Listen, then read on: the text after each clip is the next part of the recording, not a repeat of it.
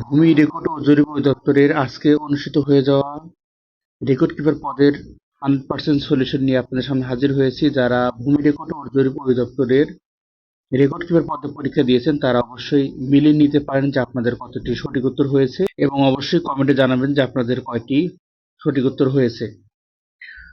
তো ভিউয়ার্স, আমরা প্রতিনিয়তই চেষ্টা করি বিভিন্ন পদের প্রশ্নপত্রের সলিউশন দেওয়া এবং চাকরি সংক্রান্ত নতুন আপডেট দেওয়া। যদি অবশ্যই সেই আপডেটগুলো পেতে চান তাহলে অবশ্যই বিডি জব অ্যান্ড সলিউশন চ্যানেলটি সাবস্ক্রাইব করে পাশে থাকা বেল আইকনটি প্রেস করে রাখবেন।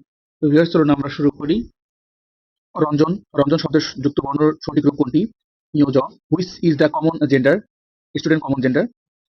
নাল জমি কাকে বলা হয়? আবাদি সমতল কৃষি জমিকে নাল জমি বলা হয়। Which is the plural number? Princess is a plural number. একটা কথা বলে রাখি, মাস্টার এবং অগ্রদূত বইটা যদি কেউ সম্পূর্ণভাবে শেষ করতে পারেন, আশা করা যায় তার বাংলা এবং ইংরেজি কোনোভাবেই সমস্যা হওয়ার কথা না।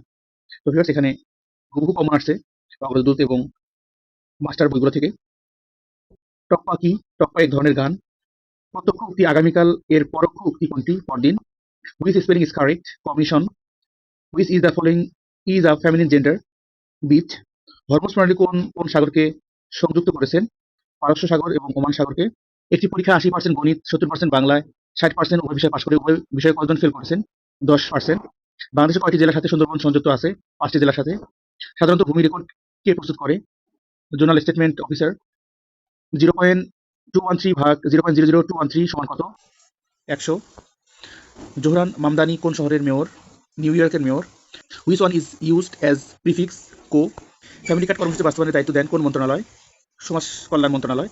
তো ভিউয়ার্স, এভাবে প্রতিটি প্রশ্ন পড়তে অনেক সময় চলে যাবে, তো আমি শুধুমাত্র নাম্বারটি এবং উত্তরপত্রটি বলে দিচ্ছি, আপনারা মিলিয়ে নিতে পারেন ভিডিওগুলো পজ করে। 17-এর ঘ, 18-র খ, 19-এর ঘ, 20-এর ঘ, 21-এর গ, 22-এর খ, 23-এর ক, 24-এর ক, 25-এর ঘ, 26-এর গ, 27-এর ঘ, 28-এর ঘ, 29-এর ঘ, 30-এর ঘ, 31-এর খ, 32-এর খ, 33-এর গ, 34-এর খ, 35-এর খ, 36-এর ঘ, 37-এর ঘ, 38-এর ঘ, 39-এর ক, 40-এর খ, 41-এর খ, 42-এর গ, 43-এর খ, 44-এর খ, 45-এর গ, 46-এর গ, 47-এর গ, 48-এর ক, 49-এর খ, 50-এর খ, 51-এর গ, 52-এর গ, 53-এর গ, 54-এর গ, 55-এর খ, 56-এর ঘ, 57-এর খ, 58-এর ঘ, 59-এর খ, 60-এর ক, 61-এর খ, 62-এর খ, 63-এর ক, 64-এর গ, 65-এর খ, 66-এর গ, 67-এর ক, 68-এর খ, 69-এর গ, 70-এর ক, 71-এর খ, 72-এর ক, 74-এর ক, 74-এর ঘ, 75-এর গ, 76-এর ক, 77-এর ঘ, 78-এর খ, 79-এর খ, 80-এর ক, 81-এর ঘ,